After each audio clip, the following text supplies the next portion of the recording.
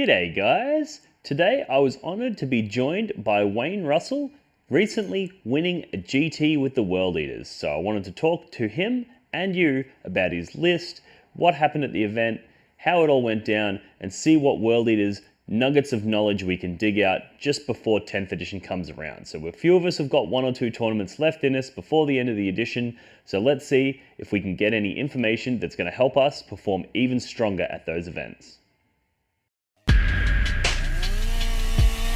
Look for the blood god.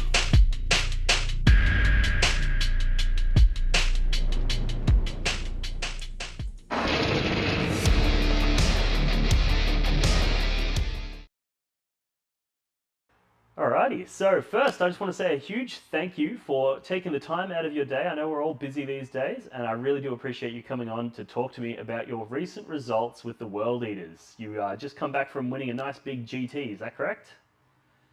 That's correct, yeah. Won the 56 player Winter Warfest 2 weeks ago. It was a fun event, so it was good. Yeah, awesome. It was good.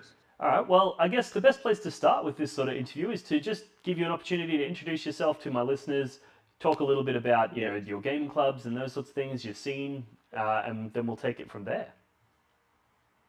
My name's Wayne Russell. I'm part of the Normal Blokes gaming group in Brisbane. We have a podcast where five of the guys run, which is the Normal Blokes. We're a very competitive group. Liam Hackett's part of our group. So we all try to compete and try to beat him, which is quite hard. The Brisbane scene is just very competitive up here. There's a lot of competitive players. It's a very strong scene.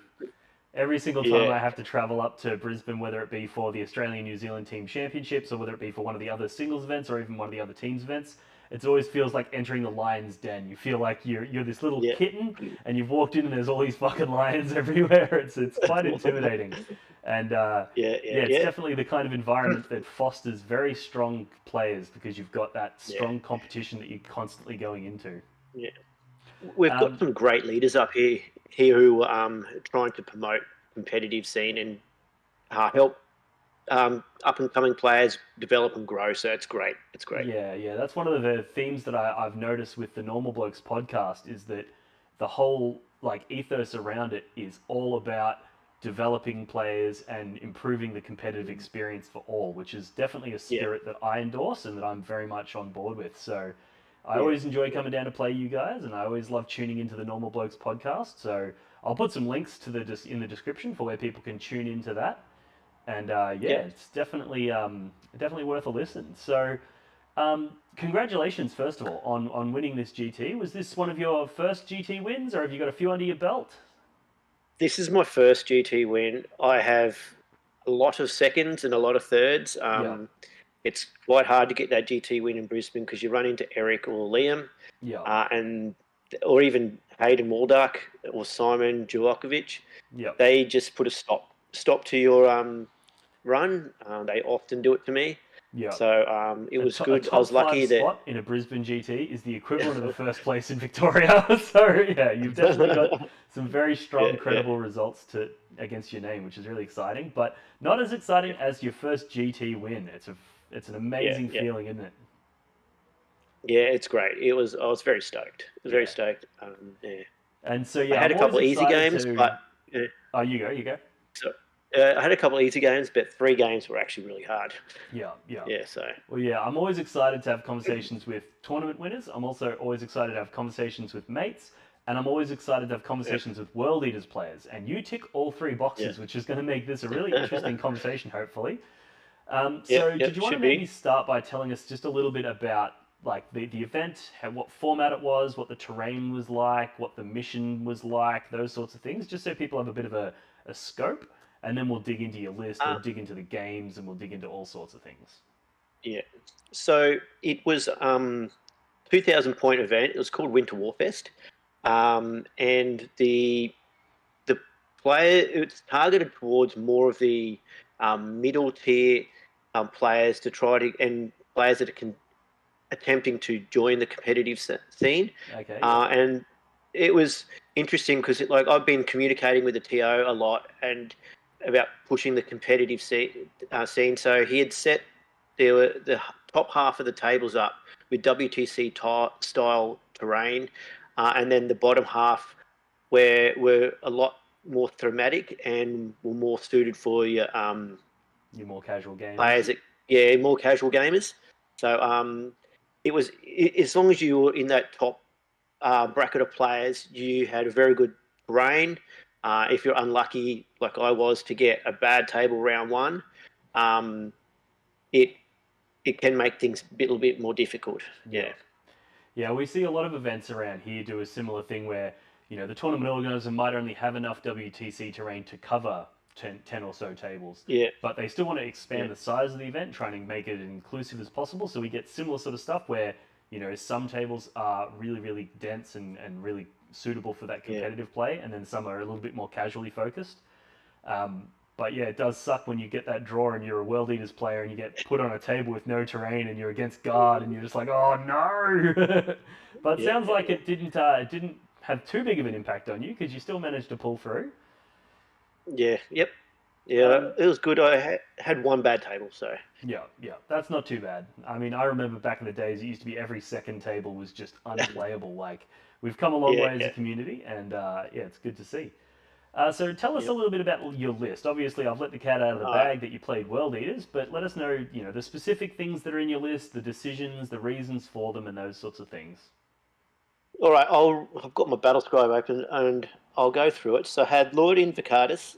He had his warlord trait, the Yep. pre-game move, and believe it or not, he's my only HQ in the list. So Ah. um, he is mostly in the list to just jump around the table and increase the movement for either my 8 bound or my berserkers. Other than that, he hardly ever went into combat. Yep. He just bounced around. There were a few times that I sent him into combat, but that's not his job. Um, when you play the list, you get used to just positioning him so he can buff a unit next turn, and then you move him again so you buff the units that you need to move now as well. So Yep. you get used to it. My next, I had four lots of berserkers, 5 mans, and they had eviscerators. I had no icon in the list, Okay. mostly because I didn't have the points, and also I didn't use berserkers to do damage. They were more objective holders and like heroic into stuff to take objectives. They weren't really there to charge and kill things. Yep. So that's why I didn't use the icons. Um, then the list is a unit of 8 bound, another unit of 8 bound, 5 mans, 2 5 mans. Then I have a 3 man 8 bound unit. Then 2 units of 3 exalted. Then a Terminator squad, 5 Terminators, with Power Fist, 3 Power Fists, Chain Fists, and one Accursed Weapon. These were in the list because they rip through chaff with their bolters. Yep. That's the main reason. So I would always deep strike them, drop down, shoot chaff with them, and then have them in a position where if I did want to do the 8-inch charge, I could, but a lot of the times I didn't do that. Yep. And then they would deep strike on an objective and then hold that objective. And if anyone comes near me, I'd muscle them off, or they'd have to kill me off that objective, and then I get blood tie points and blood gods due. So that was Yep. why they're on the list. Then I have 3 single spawn and 3 rapier carriers, and then a rhino with havoc launcher and combi bolter. So That's a the very obviously the interesting rapiers are list. there. Yeah, yeah. So the rapiers were there to just clear chaff, really, Yep. and and do some chip damage on big things, but they were there to kill infantry. And I always deep strike 2 of them, and most of the time I would bring them in strategic reserve and shoot my opponent's backfield, and then they had nothing on the backfield objectives, and Yep. then they'd die next turn. Yep. So that's the role they play. They played that role of just killing units off objectives, and most of the time you'll get people leave a small gap because a rapier is only 2 marines and a small little base. You just fit it in. On average, they kill 5 to 6 marines. They can wipe out 5 harlequins, which I did a few times. Yeah, so they actually do a lot in the list. How I played them. Yeah, Yeah, no, that's really interesting. So there's a few things in that list that you sort of don't see in the conventional sort of World Eaters lists that you see floating around the internet. So the No, Terminators are no. obviously an interesting call. I actually really like the Yeah. Terminators because they retain core, so they can still fight on death, they Yep. can still heroically intervene, they can still do all of the same stuff that the Yeah. 8 bound do and the Berserkers Move do. 7 inches as well. But yeah, being able to get that 7 inch move on them with, Yeah. then +1 to your charges as well, that's really spicy. And Yeah. also just dropping them on, some light cover on an objective, they're actually pretty tough to shift.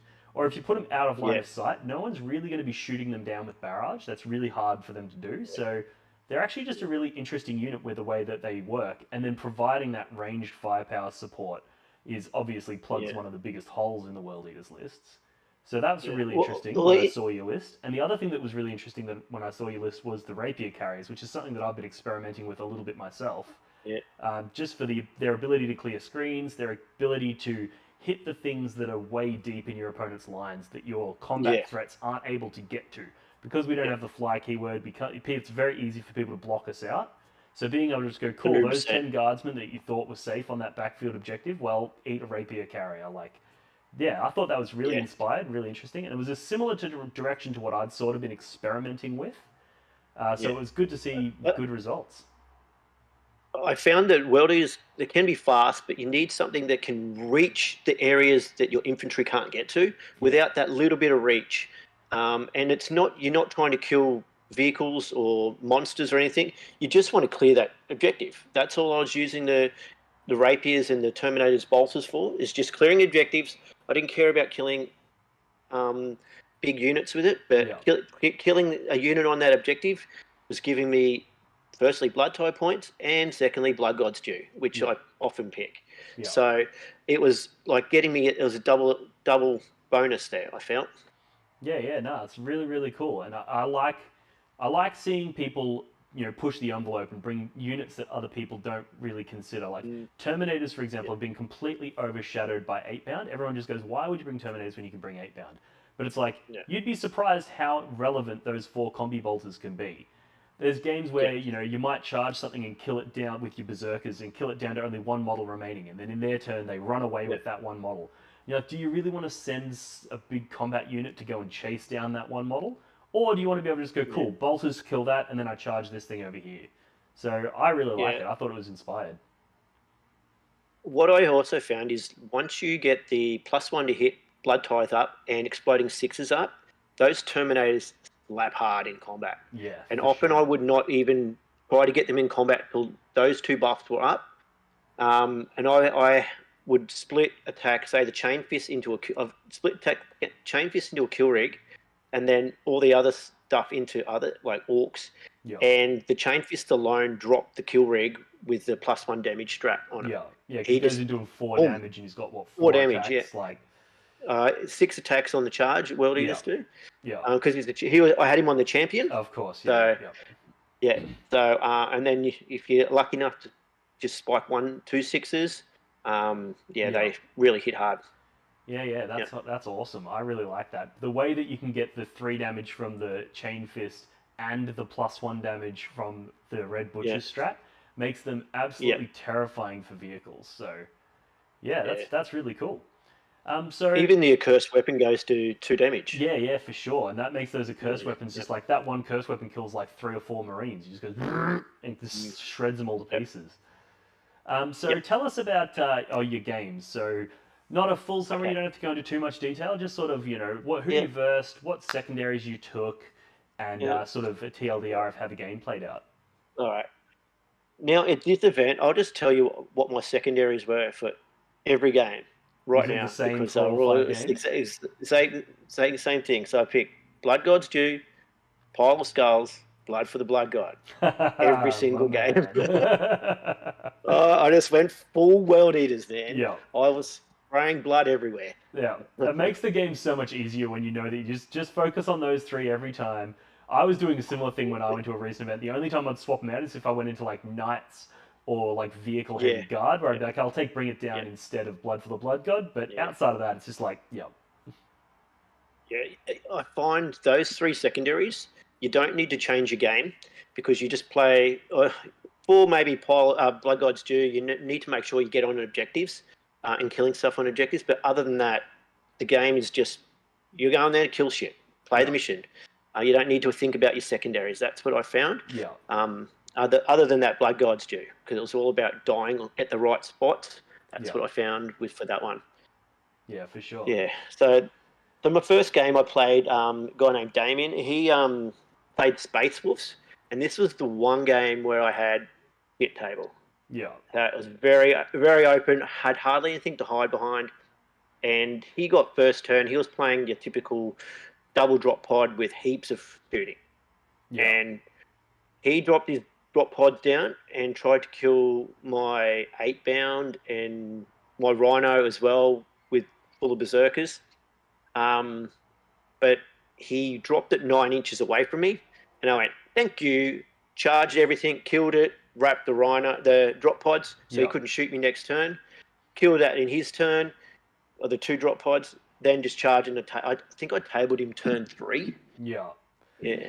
Yeah, it's amazing. It's amazing how big of an asset a drop pod can be to you when somebody else has the drop pod. You're like, oh, sick. This is something that can't fall back, so therefore I'm just going to kill the units in front of it and then tag it, and now you can't shoot me because I'm engaged with your drop pod.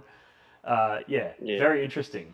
The rapiers were actually really good in this because he had 2 units of the Skyclaws in his backfield, and I've just gone, boom, drop the strategic reserve to 2 rapiers, kill both of them with 1 rapier each, which was boom, boom. And he just went, oh, shit, I wasn't expecting that. And I went, yeah, I think I rolled a bit hot for that.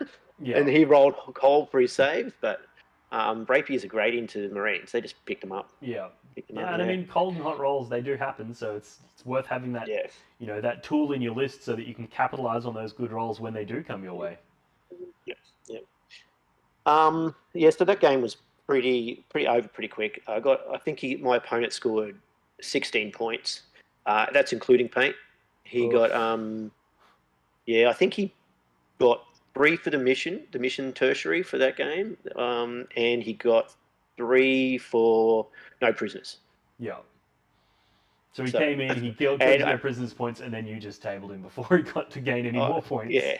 That's rough. That's it. I just ran through him. Like, he was tabled pretty quick. So yeah. I think he's an older guy that's been playing for a long time, but he's not so competitive, but he just goes to events. So nice guy. My next game was a guy named Joel Grubber who played guard, and he had a Bane Blade, which was a cunt to kill. Yeah. They are tricky, eh? They got lots of wounds. This game was very interesting. It was so I tried to kill his command squad, and the unit of 8-bound went in, fully buffed up. I'm like, yeah, I should kill the command squad. Killed one guy. Oh. He just went 4 up, 4 up, 4 up, 4 up. Failed it, CP, 4 up. I went, fuck me. Yeah. And then when he did fail it, he'd roll his feel no pains. And I think I killed the shield slab guy, and that was it. And then he just brings it back next turn. And I just went, fuck, I'm not charging that again. But this was a game where the terrain was really good. As soon as I moved out in the open, that unit would die.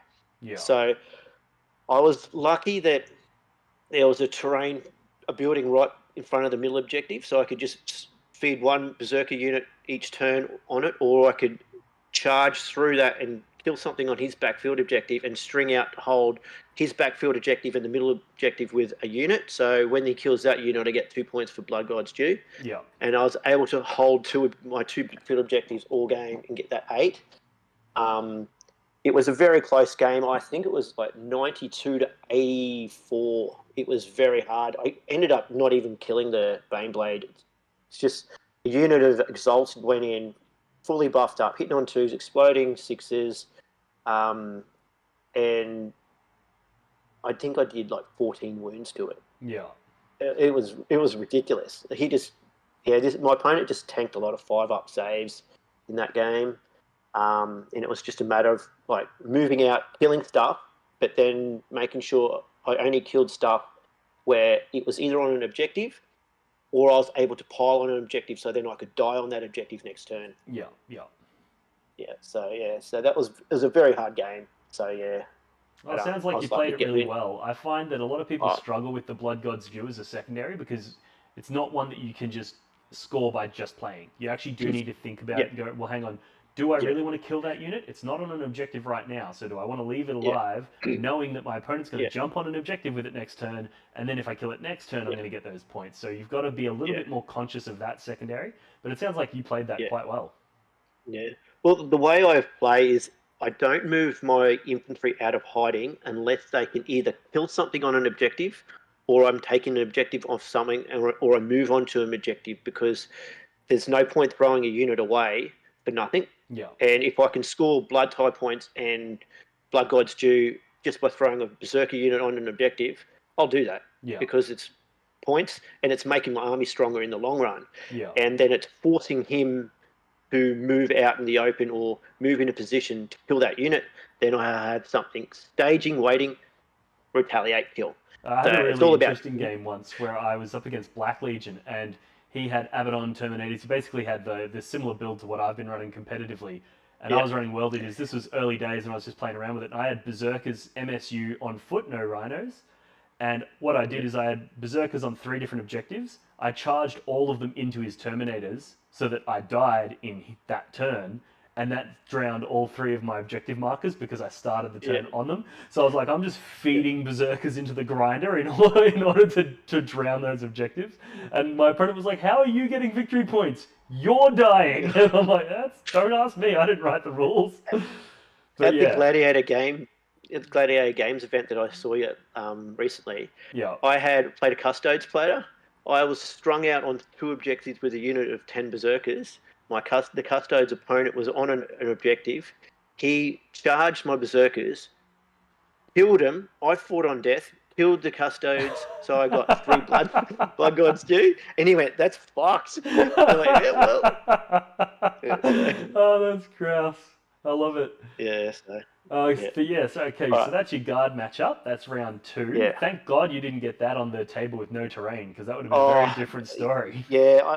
I think I get tabled pretty quickly on if it was on the first table I played on. Yeah, Um, another my next game, my third game was against a guy named David Truman. He's actually a pretty good player. Um, he's actually won a few GTs up here. He was hmm, actually playing Jakari. He normally plays Chaos Knights, but he thought he'd bring the Jakari out for a bit of fun. This was like Dave played really well. He didn't make many mistakes, but Jakari against World Eaters, they just they can't do much. yeah, I was he tried moving up. I had a unit of 8 bound charge into 5 grots and killed the whole unit. yeah, I just went +1 damage, a full buff, what the unit, and he went, "Oh shit, I wasn't expecting that." And I went, "Either was I," yeah, because I know how hard they are to kill. And like yeah, I was just making sure I was dying on the right spot. I actually deep struck my Terminators right in the middle of his objectives because we're playing conversion yep, right in the middle of his objectives with the intention. I said, all right, you've got 2 choices here. You can charge my Terminators and kill them, or you can leave them there and I can then charge on your backfield reacting, take them off you. And he goes, that's bait, isn't it? I went, yep. They had all these units staging that anything that charged those Terminators was going to get wiped out. And he goes, all right, I'll charge. So you charged in with a unit of Incubi and Draz. yep, Draz hit first, killed 2 Terminators. I had decided to fight on death. Those 2 Terminators wiped out on the Incubi. yeah. And he went, oh, I wasn't expecting that. uh, Oh, that's yeah, grouse. so, Yeah, the Terminator bait play. That's solid. yeah. So, I tried that in the last game, but it didn't work. But anyway, I ended up winning that game quite comfortably. I think it was like 90 something to 50. Um, yeah, so Well, that's a pretty I good don't even matchup actually for the think it's World gone down. Eaters, I think, because Yeah, your damage profile is really effective into him. Even the heavy bolters on your rapier carries and yeah, stuff, they're all just really effective into Eldar. And then most of his yeah, damage, I assume, would have been coming from melee, being a Dark Eldar list, which is exactly where you'd yeah, want him. So I think it's sort yeah, of a win-win for the World Eaters player, that matchup. yeah. I set it up that he was only ever charging 2 units at a time. So each time he would charge, I would fight on death, interrupt, fight on death, interrupt. So Yeah. he would lose 2 units to my 1, and he soon realised that this is not going to work. So he just threw, like turn 3, threw everything at me, Yeah. and that's the turn where the Terminators interrupted, kill the thing, Yeah. Yeah. the incubi, other units. Yeah, so it just bounced for him. Yeah. Yep. My next game was against Jacob O'Donnell, I think it was. Yeah, he was playing Harlequins. This is another hard game because the amount of mortal wounds Harlequins put out and the speed of Harlequins. So I find it hard for World Eaters. But the first buff I put up with Blood type points, I usually go +1 to hit. But this game, I just went, I sacrificed 2 spawn. I need that bloody 5 up fill no pain against mortals earliest. So I just threw 2 spawn at him. So he killed the spawn. Yeah. Actually, no, he went first. Sorry. He went first in this game. And he dove me with a character and 2. So he's Troop Master and 2 units of 5 players. And he tried to. I had Terminators hidden in a building. He charged into there, tried to wipe that Terminator unit out, and he killed some Berserkers. So I fought on death with the Terminators, killed the character, and killed 10 players. Yeah. So there's your 3 blood And ties straight then, out the gate. yeah, 3 blood, and then I just went boom, 5 up, feel no pain. Yeah. But he went around the top flank and would try to come down my backside with the back of my edge of my table with a lot of his play. I think he had 5 boats full of like Troop Master and like players in the Shadow Seer, and he was trying to mortal wound me. I think it was turn 3. He just hit me with all these like spells, shooting, neuros, and he thought he would kill half my army. But with the Feel No Pain up and just having I got lucky with a lot of invos on my Exalted and my 8-bound. I just tanked a lot of saves. Yeah. And then the clapback, I just hit hard back, and he couldn't take it. So I think by turn 4, I'd almost tabled him because the turn that he died, he didn't kill it. Dived me, he didn't kill enough. Yeah. But it was looking like turn 2, it looked like he was going to win the game. Yeah. And then I just really had to just play strategically, making sure I was getting my secondaries, killing him in the right spots, dying in the right spots again. Yeah, so it was a very hard game, that one. Yeah, I thought it was going to go down as well. How was his CP in that game? Because I've found that every time I've versed an Eldar player with the World Eaters, what I've done is I've waited for that one turn when they don't have 2 command points, and then I just go, I'm charging everything. I'm just going boop, boop, boop, boop, boop, boop, boop, and you can't interrupt, and then that's when you table them. So that's how I've generally experienced the Eldar matchup. Yeah. But yeah, that's what I did turn 3. Like he tried to shoot me with, like, he had neuros, 2 neuros in each like 5-man player unit and 2 fusion. So he was trying to kill me as much as he could, but because he had to get close, he has to get 6 inches away. I was able to, that turn, I had 2 rapiers left. 1 rapier popped a boat, 1 rapier popped a boat, and I was able to kill the contents, and then I was able to kill all the other boats and wrap and tag his infantry with like 8-bound and stuff like that, or Exalted, so he couldn't fall back, couldn't shoot, or he could shoot his pistols, but so the clapback was massive in that turn 3, but yeah. Yeah, no, that's cool. All right. My final game was against Jacob Warren. He's one of my mates. So I actually played him the Monday before, because I played him 3 times in the last 3 weeks because he was shitty because he couldn't beat me. Yeah. So he kept challenging me. Oh, I'll beat you. So this was the closest he got to beating me. We initially thought it was a draw, but then we recounted it and we added 1 too many points for his green tide, and I only won by 1 point. Yeah. We played Tide of Conviction, which really suited him, because it's a shit mission. Yeah.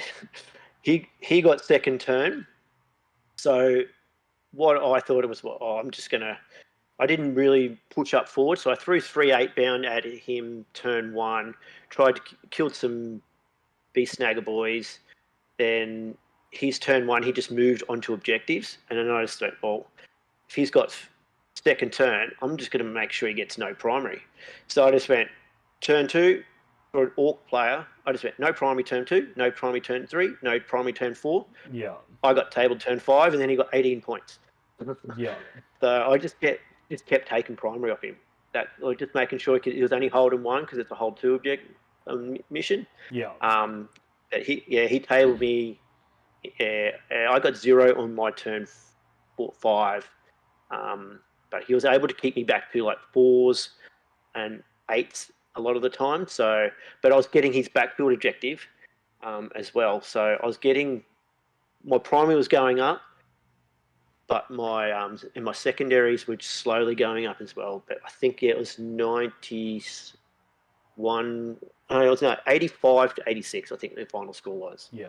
Yeah, Well, 85, I 86. often Yeah, find that with the World Eaters, if you can deny your opponent primary and sacrifice your own primary in the process, that's yeah, actually an okay trade because we score so yeah, high on our secondaries that the yeah, primary, if you can at least just match your opponent's primary, that's enough. yeah, So sometimes, you yeah, just go, cool, I'm just going to sacrifice my army over the course of the game. I'm just going to keep throwing them out there. They're yeah, going to die, but I need to keep enough back so that I can continue to just throw one unit out each time, kill you off that one objective, so you get 4 primary or no yeah, primary, and then just yeah. win on the secondaries. So And that's sort of how I play as well. It's like I find most people will pick no prisoners because my list gives up 14 no prisoners, yeah, and most of the time they'll get between 10 to 12, um, but they don't get the. Not often they get the 14 unless I'm playing knight, yeah. and that bad day for the world is, or it is for when I play them anyway.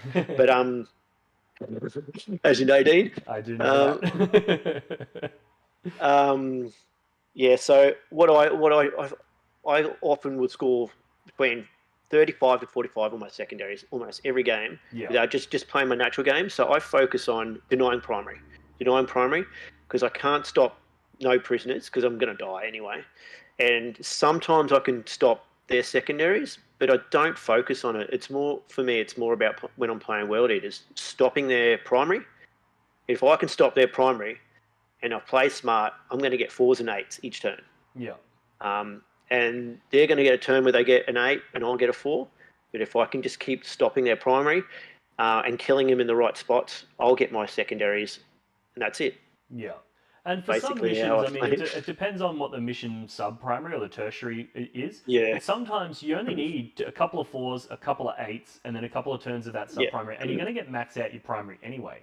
So I think a lot of yeah, players they yeah, overextend with the World Eaters. They go, cool, I'm going to send in 2 units of 8 bound and my Lord Invocatus yeah, turn 1, and I'm going to alpha strike them and do massive damage.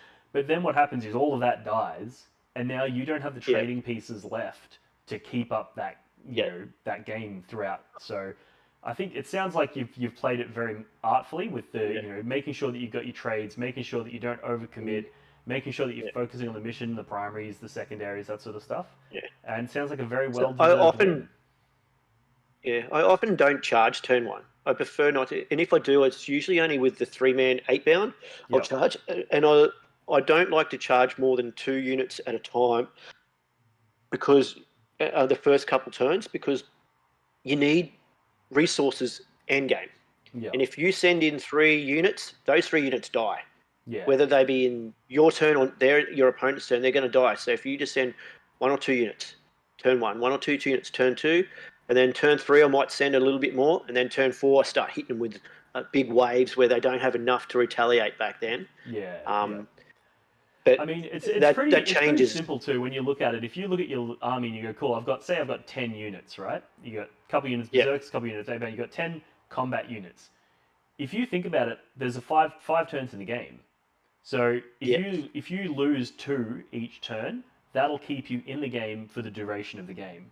Whereas if there's a turn where yes, you lose 3 or 4, all of a sudden that means you've just admitted to yourself, I will be tabled by turn 4 because you're yeah, going to run out of units. So sort of yeah, budgeting for your losses and going, this is what's an yeah, acceptable loss each turn is 2 units. Therefore, I'm not yeah, going to commit my 3. Unless, of course, your yeah, opponent deploys in such a way that sending in those 2 8 bound and the Lord Invocatus is actually just going to win you the game turn 1. But yeah, in my experience, they're better as just a deterrent. If you deploy your 8 bound on the line with the Invocatus, your opponent will always just deploy so deep in their own deployment yeah, trying to avoid your Alpha Strike. and then you don't do it, and And that's you were never really planning to do it, and it's so good. that's exactly what I do. I deploy them, and then I'll often move one unit of 8 bound behind terrain, or I'll move a unit of berserkers on an objective Yeah, that they couldn't have got to without that, or I'll just hide everything. yeah, And my opponent's then well deep in his deployment zone, and they're not getting me turn one. They, well, they can shoot me, but they're not getting to me. And then they're not nowhere near the middle, and I can just throw a unit or a spawn on that middle, and that spawn now he has to come and kill it with something.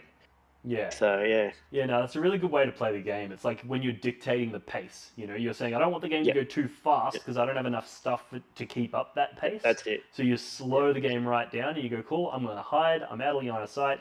But because of that potential for an alpha strike, you've actually yeah, baited your opponent into a hyper conservative deployment that yeah, means that they are now put in a position where they have to accelerate the pace. And that's yeah, tricky for them to do from that position. yeah. Well, I'm naturally a very aggressive player, but I Yep. play World Eaters very defensively, which is weird. Like I will play parts of the game aggressively, Yeah. but I sit back and I stage and I wait, and then I just send waves of units out Yeah. instead of trying to just throw everything. If you throw everything at your opponent with World Eaters, you're gonna fucking lose. Yeah. Because you know that, Dean. You Yeah. just can't. Yeah. You need those resources. You can't kill enough quick enough Yeah. to win the game. And the thing Yeah. about World Eaters that I've found personally is they're not durable enough for that strategy to No. work. Because No. if you do go No. full send, you're going to kill a bunch of stuff, but you're going to die Yep. way easier than you kill. You know, so Yep. you're going to lose everything if you do that. So you really need to hold your cards close to your chest, which Mm. is something that a lot of players struggle with, particularly those that are likely to be attracted to the World Eaters, right? Because you know, Yeah. if you Yeah. read the description on the pack, it's like this is the most aggressive army. This is an army that you just go, Yeah. look how fast you can go, look what you can do turn one, and Yeah. it's like, yeah, that's not necessarily the best way to play them Yeah. though. And So also they fall into the fault that was like exalted in the 8 bound. They kill almost everything they touch. yeah, So they just get in that false sense of security that if I stand them in, they're going to kill things. But they bounce off some things. Yeah. yeah, and I mean, I've played games where I've stretched them too thin. I've gone, cool, I'm going to put one 8 bound into this unit, two into that unit, and two into that unit, thinking, oh, they're 8 bound. They have like 7 attacks each, and I'm going to give them damage Yeah. 3, and they're going to go crazy. And then you end up with a situation where you've got one model left in You that roll unit that you 5 ones. targeted, 2 units left, 2 models left in that one, and then they run away, and then you're like, well, now I've got to chase down these guys, and I didn't get any of the kill points I Yeah. was going for, so yeah, I think Yeah. overcommitting and overextending are the two things that the World Eaters players really do need to look out for.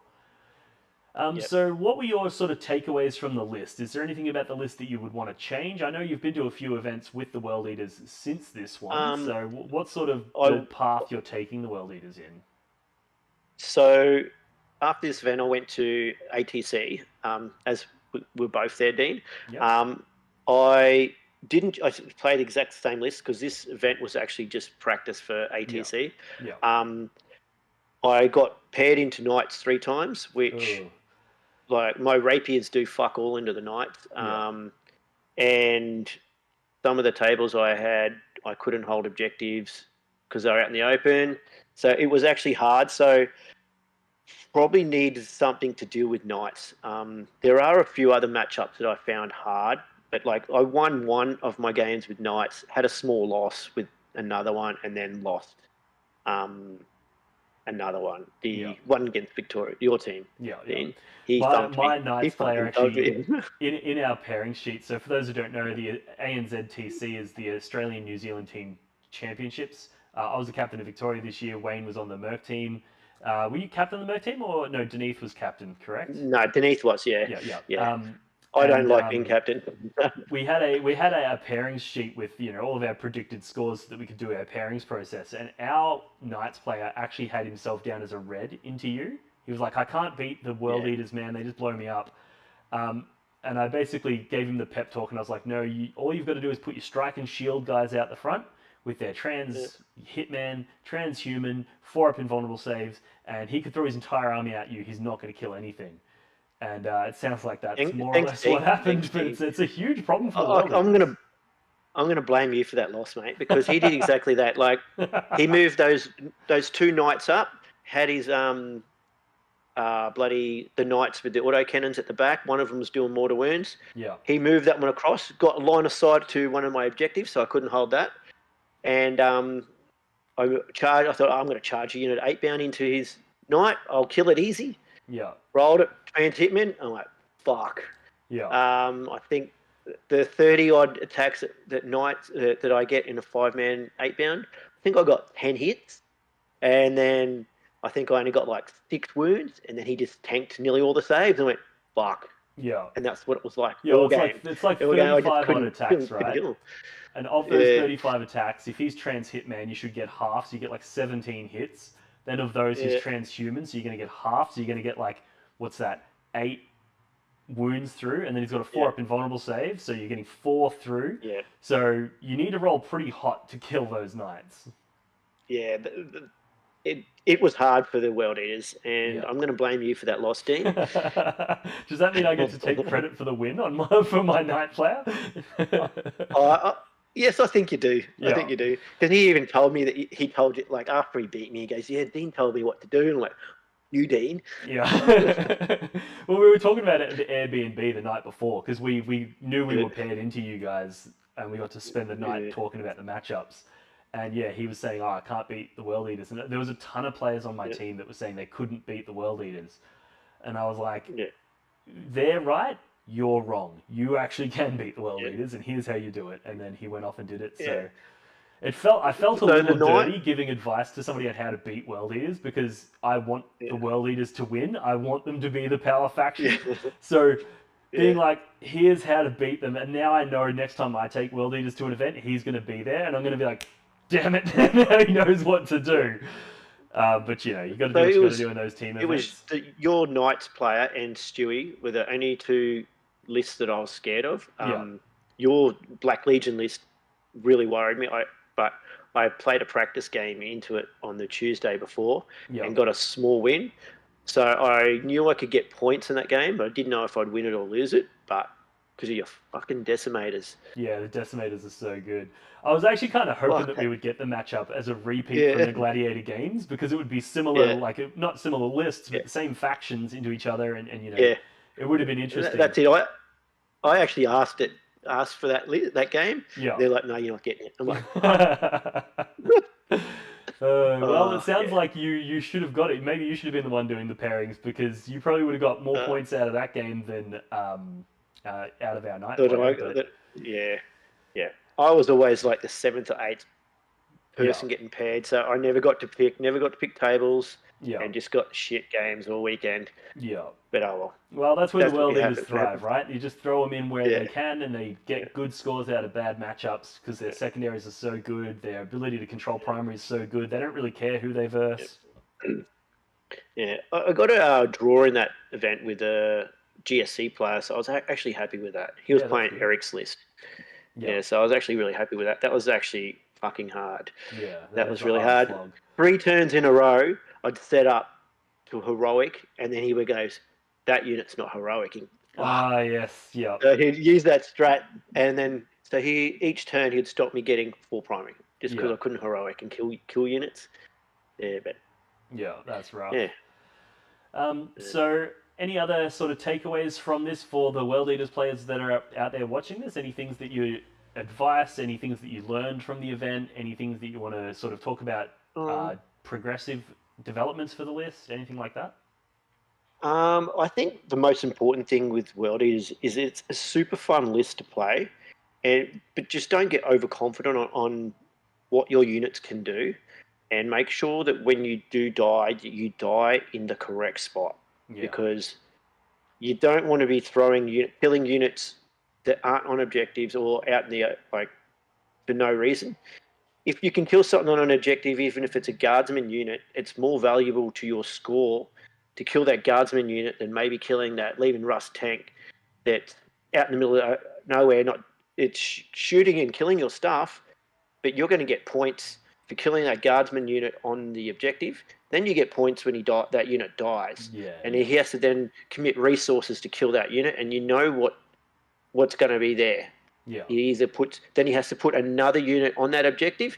Then you just do that trade, and that's how I played. It's like I killed stuff on objective, then they have to put something on that objective, so they're holding that objective. I'm not getting 12 primary. Then I just kill again on it. yeah, So my goal for like the Blood Gods Due is usually I can get between 1 to 2 points per player turn for Blood Gods Due. yeah, Sometimes I can get 3 or 4, but if I aim for 1 to 2 each player turn for Blood God 2, you max it in the game. yeah.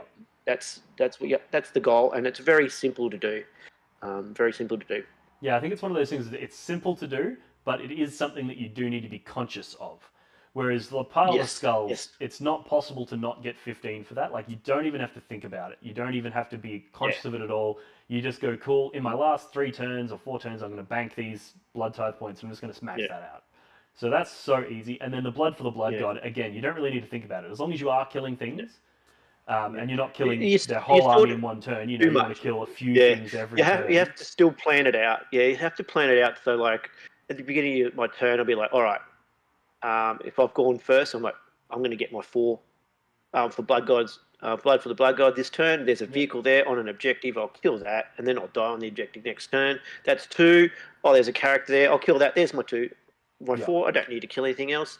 So it was more about like sending the resources out just enough to get my Blood for the Blood God and Blood God's Due, Yeah. and keeping resources so I can continue to get my 3 each turn for Blood God's Due and 4 for the Blood God. Yeah. And then you don't even need to think about Polar Skulls. So Yeah. Yeah. Yeah.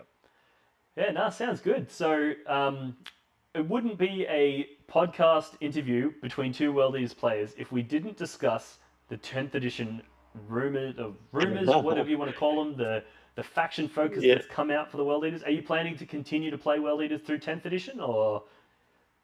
I have not made up my mind yet because I'm a bit of a slut when it comes to certain factions. Like, I'm a massive Death Guard player. I'm also a massive Demons player. I also had a NIDS army, in a GSC army. But the way things are going, I'm probably going to stick to the Chaos factions. Yeah. I really enjoy playing the Chaos factions. They're a lot more fun. I've also got Chaos Space Marines too, but I'm just waiting to see which indexes, which rules suit my play style because I like combat. Yeah. So I like to play combat styles, but also love my demon engines. Demon engines are always fun. Yeah, I'm So holding out for Mauler Fiends. This is the edition that Mauler Fiends are going to be good. oh They were yeah, garbage in every yeah, previous edition. This is the edition we get Mauler Fiends good. yeah. Well, I 3D printed a lot of skulls recently, and I had not used it. And my mate offered me a game the other day, and he's like, "I'm going to bring the Gorkum, the big fucking dreadnought thing for orcs. What's it Yeah. called? This, The Gorkanaut, I think it is. yeah. The Stomper. Stomper? He brought a Stomper, and I went, all right, I'll bring my Lord of Skulls. So I had a bit of fun with the Lord of Skulls. I'm like, after the game, I'm really impressed. I Yeah. did not think it would be that good. The Lord of Skulls was fun. Yeah. I'm really Yeah, keen to get Angron on the table. He's looking like he's shaping up to be really good in this new edition. But yeah, well, it sounds like you've probably got some thoughts on the Death Guard and the Demons releases as well. yeah, So what are your sort of thoughts on yeah. these things? Are you enjoying what you're seeing so far, or? Um, it's a completely different edition, and the game's a little bit different. So what I've seen, I've really liked the way the game's going and the rules that they've put in. So like they're getting rid of the psychic phase. So now it's just like this ability goes off on a 2-up. You Yeah. just select a unit. So the Death Guard one come out this morning. I know there's a lot of Death Guard players on socials crying that the sky's falling down and Yeah. they're going to sell their Death Guard army, but it's got a good strat. The contagions go off a bit better, and you can make. They've got sticky objectives, and then the objectives have contagions after them as well. So Yeah. I think there's some play there. Demons have some interesting play with like getting you closer deep strikes and stuff like that. So that could be good. But even World Eaters, I looked at the World Eaters. Angron looks pretty good. He's always good to play with. Fun. Don't know how He's competitive he finally will be. looking nice and tough as well. Like, That's You know, it. in the Is current it toughness edition, lance 11? cannons wound him on 3s. In the new edition, they're going to be wounding him on 5s. So it's actually a Yeah, huge swing in toughness yeah, on him and just durability yeah, in general. yeah. I have every Chaos Primarch model, Oh yeah, and nice. it fucking really pisses me off that they're not good on the table. Yeah. It really does.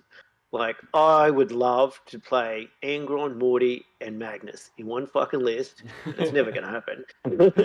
Well, I don't know. I'd See, I love to do personally it. think that Magnus, for example, he should be like 1,500 points, and he should just solo entire armies. Like, he should be insanely powerful.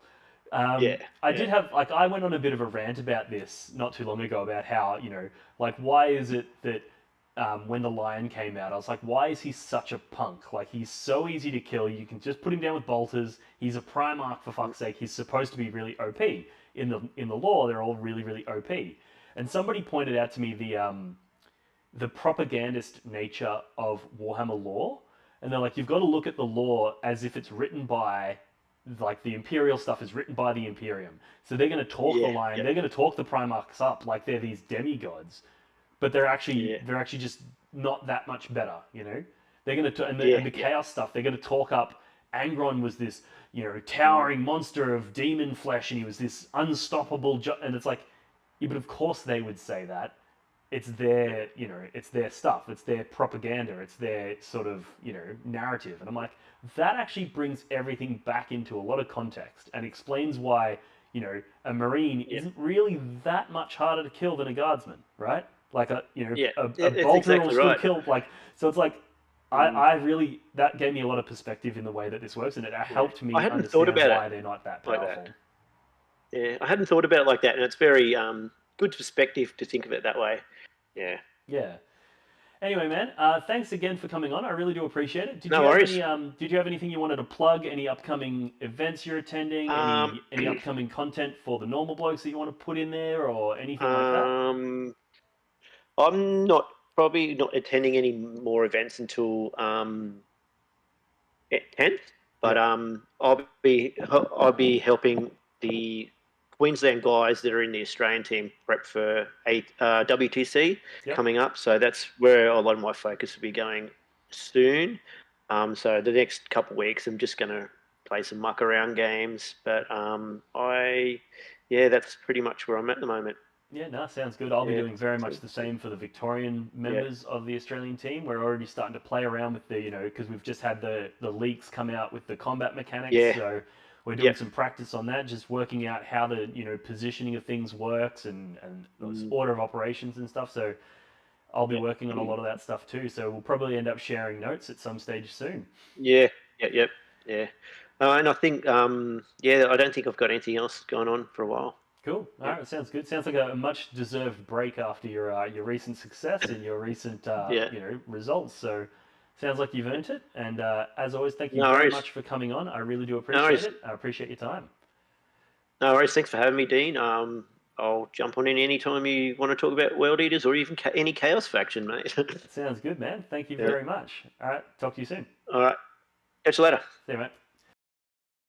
Alrighty guys, thanks for tuning in. I hope you enjoyed that video. If you did, make sure to head over to blogforthebloodgod.com where you can show your support for this channel. You can pick up merchandise like these shirts. I've got objective markers, I've got dice, I've got battle mats, I've got all kinds of really cool merchandise available on that website, and that's a really great way that you can show your support for the channel. Also, if you want to join the Patreon and the Discord community, that's a really good way that you can show your support whilst getting one-on-one coaching with myself. So either way you want to go, we've got you covered over on blogforthebloodgod.com. Thanks for tuning in, and I'll see you in the next one. Cheers. Blog for the Blood God.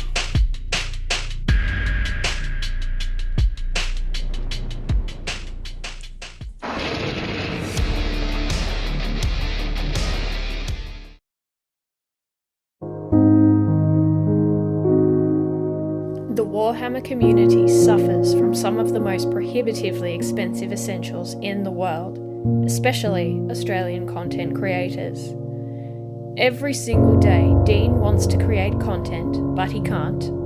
Suffering from old, worn-out brushes, expensive model kits, and costly software and equipment he can't endure much longer. Just look at this dirty paint water. Would you drink this? Would you let your child? Even a small monthly donation can help provide Dean with clean paint water, basic tools for survival, and access to life-saving information and education. So please, follow the links in the description below and find out how you can sponsor a mad cunt like Dean today and end the suffering. Suffering that is cruel, unsustainable, and your fault.